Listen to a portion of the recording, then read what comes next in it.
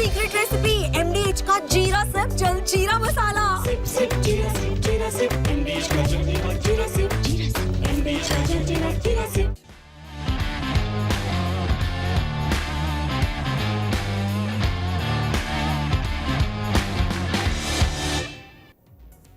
नमस्कार, स्पोर्ट्स 9 में आप सभी का स्वागत है। मैं हूं शिवेंद्र, मेरे साथ हैं मेरी सहयोगी अंकिता। और बातचीत करने का विषय बड़ा ही विस्तृत है, इतना बड़ा कि उस पर आप कई घंटों बात कर सकते हैं, क्योंकि उसमें तमाम ड्रामा है। और ड्रामा है पाकिस्तान क्रिकेट बोर्ड का, जो आज हमारे वीडियो वॉल पर भी लिखा हुआ है। कई बार लगता है कि हम उस दौर में चले गए हैं जब घरों में बच्चों की पिटाई होती थी और फिर वो नाराज होते थे कि खाना नहीं खाएंगे, फिर कुछ देर तक माँ मनाती थी खा लो, फिर भी नहीं खाते थे। फिर जब माँ कहती थी 2 थप्पड़ और लगाएंगे, तो फिर वो बच्चे खाना खा लेते थे। ऐसा हुआ है, ऐसा होता है, हमारे सोसाइटी में ऐसा होता था, कहना चाहिए। तो कुछ वैसी ही स्थिति है। जग हंसाई हो रही है पूरी दुनिया में, क्रिकेट की दुनिया में। इस वक्त कोई उपहास का, मजाक का पात्र है तो वो पाकिस्तान क्रिकेट बोर्ड है। लेकिन सबक नहीं मिलता उनको, समझ नहीं आती उनको, और शायद जो वो एक अकड़ होती है बेवजह की, वो अकड़ हर बार उनकी इज्जत के आड़े आ रही है। इस सबको हम समेटने की कोशिश करेंगे अपने इस शो में, और बताएंगे आपको किस तरह से वो ड्रामा उन्होंने किया। पूरी टाइमलाइन आपको समय के साथ बताएंगे कि किस तरीके से पाकिस्तान क्रिकेट बोर्ड ड्रामा करता है। शुरुआत करते हैं इसी खबर पर, इसी अपडेट पर, कि किस तरह यूएई के खिलाफ मैच से पहले पाकिस्तान क्रिकेट बोर्ड का ड्रामा देखने को मिला, जो पूरी दुनिया ने देखा। यूएई के खिलाफ जो मैच था उसी वजह से देरी से भी शुरू हुआ। अगर जिन सब्सक्राइबर्स को थोड़ा सा बैकग्राउंडर ना पता हो कि आखिर मैच क्यों देरी से शुरू हुआ था, उनके लिए ये जानकारी हम बता देते हैं। पाकिस्तान क्रिकेट बोर्ड ने एक तरीके से फिर यू टर्न लिया। पहले जो है मैच ना खेलने की बात कही थी, फिर मान गए। और माना तो ये कहा कि भाई आईसीसी रेफरी यानी एंडी पायक्राफ्ट ने जो है वो खेद जताया है, इसलिए हम मान गए।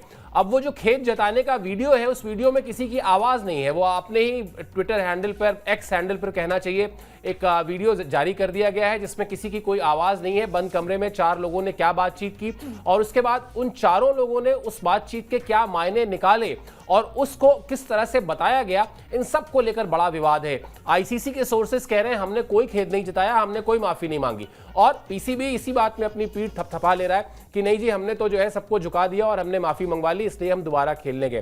पहले आपको वो टाइमलाइन बताते हैं, पहले वो घटनाक्रम बताते हैं, किस तरह से कल पूरी दुनिया जहां क्रिकेट फॉलो होता है, खासतौर पर एशियाई कंट्रीज में जहां पर जिसकी टीमें हिस्सा ले रही वो तो देख ही रही थी, बड़ी टीमें भी देख रही थी, क्योंकि इस टूर्नामेंट में इंडिया है। इंडिया इस फॉर्मेट की नंबर 1 टीम है, और सिर्फ इस फॉर्मेट की नहीं, विश्व क्रिकेट की मजबूत टीमों में से एक है। तो पूरा घटनाक्रम पूरी दुनिया ने देखा है। उस घटनाक्रम को पहले आपको सिलसिलेवार तरीके से दिखा देते हैं और फिर उसके बाद बातचीत करेंगे। 4:30 बजे पाकिस्तान को मैदान से निकलना था। ये हम आपको दुबई के स्थानीय समय के हिसाब से सारे टाइमिंग कोट कर रहे हैं।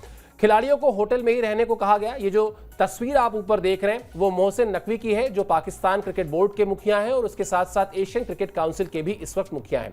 उसके बाद जब उन्होंने खिलाड़ियों को होटल में ही रहने को कहा, उसके बाद मोहसिन नकवी ने लाहौर में रमीज राजा और नजम सेठी यानी पीसीबी के 2 और पुराने जो चेयरमैन हैं उनको बुलाया, उनके साथ बातचीत की। निश्चित तौर पर इन दोनों लोगों ने ही ये समझाया होगा कि किस तरह के नुकसान का सामना करना पड़ेगा अगर हम एशिया कप से नाम वापस ले लेते हैं।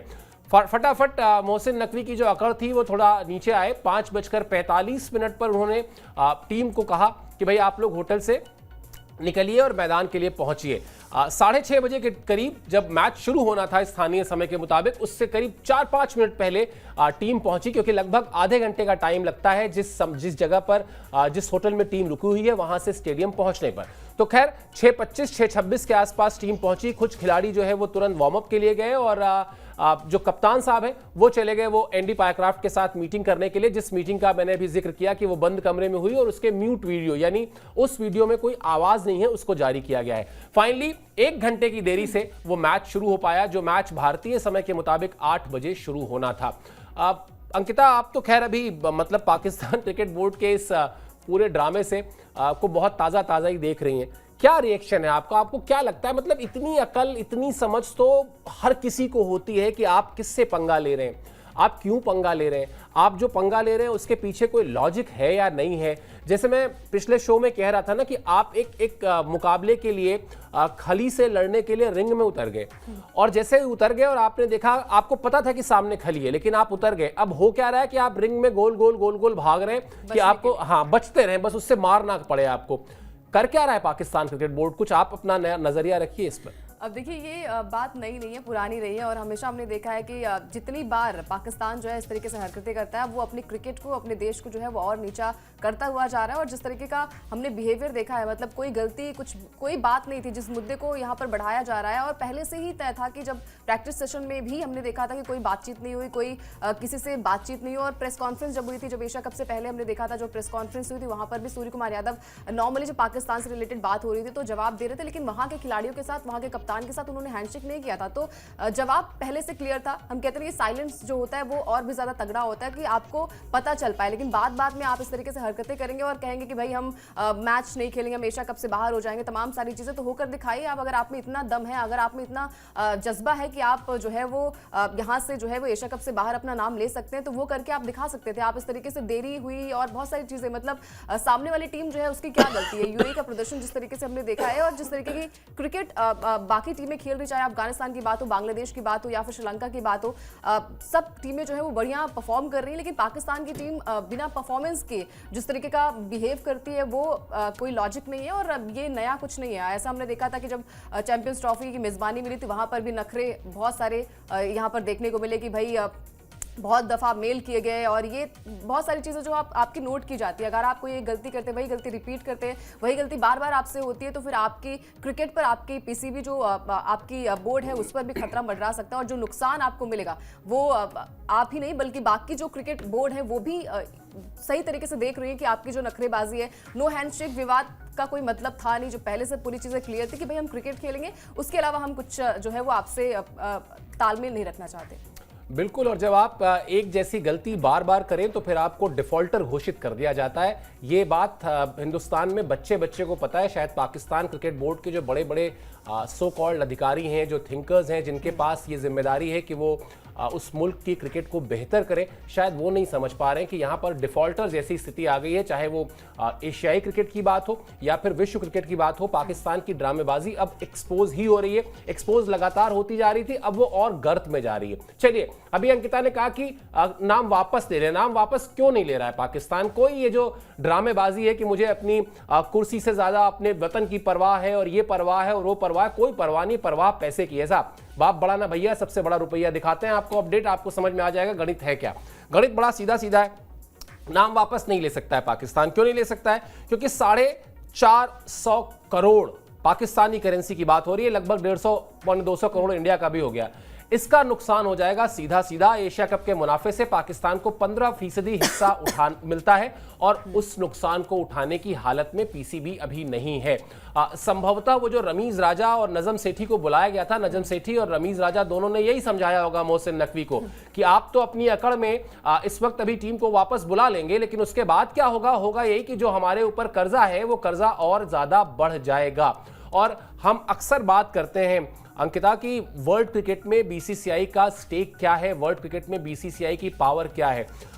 कोरोना के बाद आपको याद होगा तमाम क्रिकेट बोर्ड ऐसे थे जो दिवालिया होने की स्थिति में थे, जिनके बिकने की नौबत आ गई थी। और भारतीय टीम ने वहां जाकर टूर्नामेंट खेले, वहां जाकर सीरीज खेली और उसके स्पॉन्सरशिप अमाउंट से उन बोर्ड्स की स्थिति बेहतर हुई। वो कम से कम दिवालिया होने से बच गए। क्योंकि अपने सब्सक्राइबर्स को हम बता दें कि अगर भारतीय टीम कहीं भी जाकर खेलती है या दुनिया की कोई भी टीम कहीं जाकर खेलती है तो पैसा जो है वो होस्ट नेशन को मिलता है। जो भी कमाई होती है, अगर मान लेते हैं उदाहरण के लिए भारत अगर श्रीलंका जाकर खेल रही है तो पैसा सारा का सारा वो श्रीलंका क्रिकेट बोर्ड को मिलेगा। वो चाहे प्रायोजक की तरफ से आने वाला पैसा हो या फिर वो जो गेट मनी यानी जो टिकट से पैसा आता है। तो इस तरह से बीसीसीआई ने अपनी जो छवि बनाई है विश्व क्रिकेट में वो मददगार की बनाई है, जो हमेशा जाकर लोगों की मदद करता है। यहां पर भी जो एशियाई क्रिकेट की बेहतरी के लिए अंकिता जो ये पैसे आते हैं, इसमें भी बीसीसीआई कोई पैसा अपने पास नहीं रखता है। और वो पैसा जो 15% उसको मिलना है, वो भी पैसा वो छोटे देशों में अपेक्षाकृत बांट देता है कि वहां पर क्रिकेट का जो इंफ्रास्ट्रक्चर है वो बेहतर हो सके।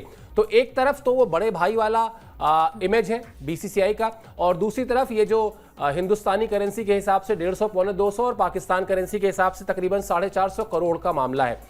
ये नुकसान उठाने की स्थिति में है नहीं पीसीबी।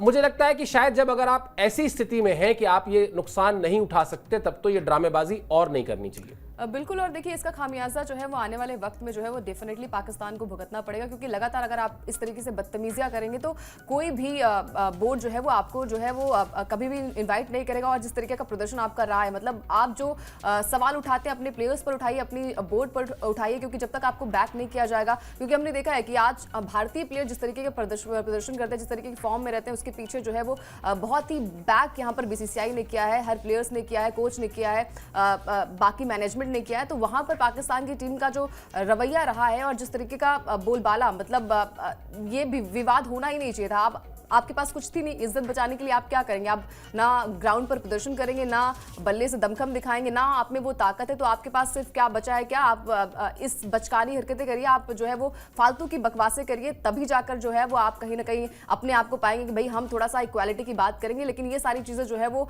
आप पर पहले से हमें पता था कि ये सारी चीज़ें जो है वो नखरेबाजी है कि भाई पहले हम नाम वापस ले लेंगे, फिर थोड़ी देरी से हम बातचीत करेंगे, उसके बाद बहुत सारी चीज़ें आपको पता होती है कि भाई पैसे का नुकसान जो है वो करोड़ों में होगा। और आपके पास मतलब पता है कि आपकी बोर्ड किस तरीके का अभी हाल फिलहाल में इतना नुकसान जो है वो चैंपियंस ट्रॉफी में आपको हुआ है, उसके बाद आप ये नुकसान जो है वो नहीं झेल पाएंगे। तो ये तमाम सारी चीज़ें जो है वो आपकी हरकतें पैदा करती हैं कि आप किस तरीके की बोर्ड है, किस तरीके के प्लेयर्स आपके पास मौजूद हैं। और ये प्रदर्शन अगर आपका रहा तो आने वाले समय में जो है वो पाकिस्तान की टीम, पाकिस्तान देश जो है वो गर्त में चला जाएगा। बिल्कुल। और यही इस बात शायद पाकिस्तान क्रिकेट बोर्ड को समझ में नहीं आ रही है कि किस तरह से दिन प्रतिदिन उनकी जो इमेज है, जो साख है, वो लगातार गिर रही है।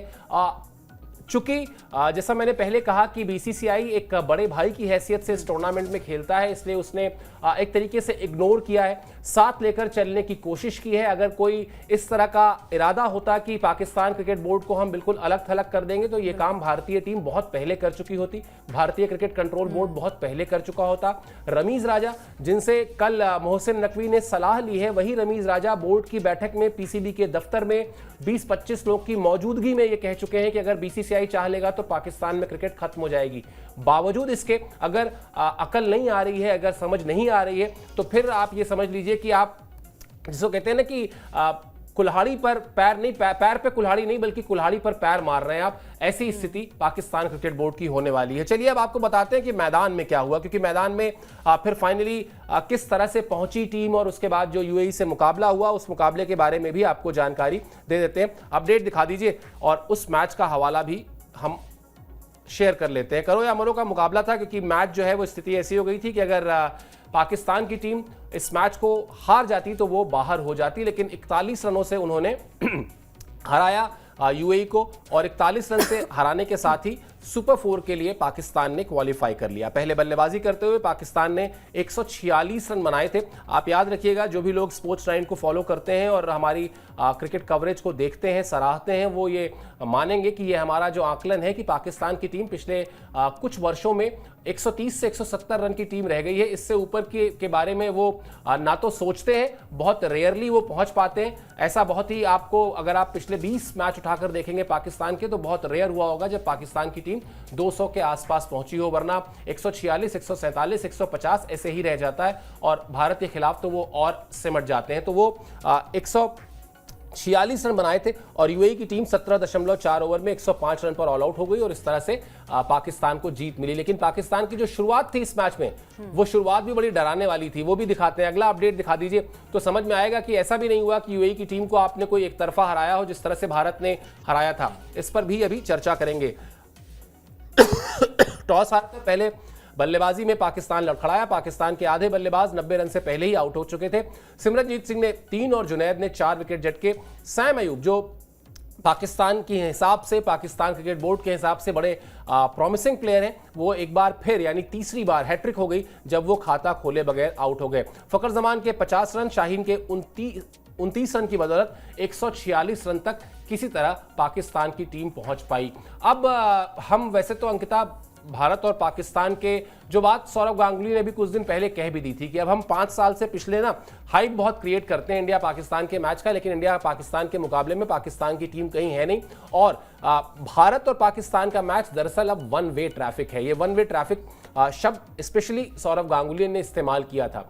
यही यूएई की टीम थी और 27 गेंद 4.3 ओवर में भारत ने हराया था। और इसी यूएई की टीम को हराने में पाकिस्तान के पसीने छूट गए। मेरे ख्याल से ये अंतर भी वो रैंकिंग का अंतर जो है, हाल फिलहाल के रिकॉर्ड्स का जो अंतर है, अनुभव का जो अंतर है, उसके साथ साथ अब ये अंतर भी समझ में आ रहा है। बिल्कुल। और देखिए मतलब कहीं पर यहाँ पर पाकिस्तान की टीम नजर नहीं आ रही थी। स्टार्टिंग में भी हमने देखा कि जैसे सैम आयूब की लगातार चर्चाएं हो रही थी कि भाई सैम आयूब जो है वो चौके छक्के की बरसात करेंगे और बुमराह के खिलाफ जो है वो चौके छक्के लगाएंगे। तो वो प्रदर्शन हमने देखा है कि मतलब तीनों मैच में अभी तक जितने भी मैच खेले सैम आयूब ने एक भी रन बनाने में नाकामयाब रहे। तो आप छोटी टीम के सामने जब नहीं बना पाते, ओमान के खिलाफ भी आप डक पर आउट हो गए थे, आप यूए के खिलाफ भी डक पर आउट हो गए थे, तो आपसे उम्मीदें क्या की जाएंगी? आपके प्लेयर्स जो है वो कहीं ना कहीं हर एक प्लेयर मतलब निचले क्रम की बल्लेबाजी, हमने शाहीन को पिछले मैच में भी देखा था कि थोड़े बहुत रन्स बना लिए थे, तभी जाकर वो 100 के पार का आंकड़ा इंडिया के खिलाफ पूरा हुआ था। अदरवाइज कोई भी ऐसा बैट्समैन नहीं है जो कि ये दमखम दिखाए कि वो बल्लेबाजी भी कमाल की कर सकता है, गेंदबाजी भी कमाल की कर सकता है। और भारतीय टीम के खिलाफ तो आपका प्रदर्शन वैसे भी कमजोर रहा है। वन वे ट्रैफिक जो बात यहाँ पर गांगुली ने कही है वो सही कही, बिल्कुल सही है, क्योंकि अब कोई कॉम्पिटिशन यहाँ पर पाकिस्तान से होता नहीं, वो हाइप भी क्रिएट नहीं होती। चैंपियंस ट्रॉफी में ये लगा था कि भाई उनके देश में मैच होगा तो कुछ अच्छा वो प्रदर्शन करेंगे, लेकिन जब वहां पर भारतीय टीम दुबई में गई थी, वहां पर प्रदर्शन जो था पाकिस्तान का, हर एक मैच जो था वो कहीं ना कहीं लग ही नहीं रहा था कि पाकिस्तान कहीं मैच में है। और इस मुकाबले में भी यूएई के खिलाफ जिस तरीके से प्रदर्शन रहा, मतलब 90 के स्कोर में आधी टीम जो है वो पवेलियन लौट चुकी थी और आधी टीम ये दर्शा रही थी कि जो टॉप ऑर्डर बैट्समैन है, जो लगातार चर्चाएं हो रही थी कि हमारे पास बड़े बड़े बैट्समैन हैं और हमारी टीम जो है वो मादा रखती है किसी सामने वाली टीम को हराने का, तो वो आप छोटी टीम को तब भी हरा सकते हैं। मतलब प्रेशर वाला मैच होता है, बहुत सारी चीज़ें होती है कि उनकी तरफ से भी थोड़ी सी गलतियां हुई। अगर यूए की टीम थोड़ी टिक कर बल्लेबाजी कर लेती तो शायद ये मैच पलट जाता। लेकिन टफ कंपटीशन हुआ, मज़ेदार कंपटीशन यहाँ पर हुआ, क्योंकि आपने जिस तरीके के नखरे दिखाए उसके बाद मैच खेला तो कहीं ना कहीं ये लग रहा था कि टफ कंपटीशन, और पाकिस्तान की जान भी हलक में थी। वो भी हमने देखा कि वो भी डरी हुई थी और ये लग रहा था कि कैसे करके अभी हमने ड्रामेबाजी करी और यहाँ से अगर हम हार जाते तो आपका जो प्रदर्शन था, आपकी जो छवि थी वो और भी ज़्यादा गर्द में चली जाती। फाइनली यहाँ पर जीत लिया है। सुपर 4 में यहाँ पर एंट्री जो है वो पाकिस्तान की हो चुकी है। अब आगे आने वाले समय में देखते हैं कि क्या कुछ मुकाबला यहाँ पर होगा। मुकाबला आई थिंक भारत से तो ना के बराबर ही है। बिल्कुल। और कई बार अफसोस होता है उन खिलाड़ियों के लिए जो बड़ी मेहनत के साथ सब कुछ करने के बाद बहुत कुछ एक तरीके से निछावर करके और बहुत कुछ त्याग करके पहुंचते हैं क्रिकेट खेलने के लिए, पाकिस्तान की टीम में चुने जाते हैं और उसके बाद होता क्या है कि वो भी राजनीति का शिकार हो जाते हैं। इस समय जो पाकिस्तान क्रिकेट टीम की परफॉर्मेंस है उसके लिए अगर आपको दोष देना है तो आप पाकिस्तान क्रिकेट बोर्ड को दीजिए। आप सोचकर देखिए कि आप अपने ही घर में, चलिए पाकिस्तान का उदाहरण आप छोड़ देते हैं, अपने ही घर में अपने बच्चे को ही ले लीजिए और आप उसके एग्जाम से पहले कहिए कि तुम्हें एग्जाम नहीं देना है, नहीं देना है, फिर उसके बाद आधे घंटे पहले कह दीजिए कि नहीं देना है। वो आसान सा पेपर भी आएगा ना, वो बच्चा इतना डबल माइंडेड हो चुका होगा कि उसको ये नहीं समझ में आ रहा होगा कि इसको अटेम्प्ट कैसे करना है। यही वजह है कि वो पाकिस्तान की टीम जिसको यूएई के खिलाफ बड़े मार्जिन से जीतना चाहिए था, वही सैम आयूब जिनको रन्स करने चाहिए थे वो नहीं कर पा रहे हैं, फेल हो रहे हैं। और फेल होने का ठीकरा किसके ऊपर फोड़ा जाएगा? उन खिलाड़ियों पर, जबकि जिम्मेदारी है बोर्ड की उस घटिया ओछी राजनीति की जिसका कोई अब हिसाब किताब रह नहीं गया है।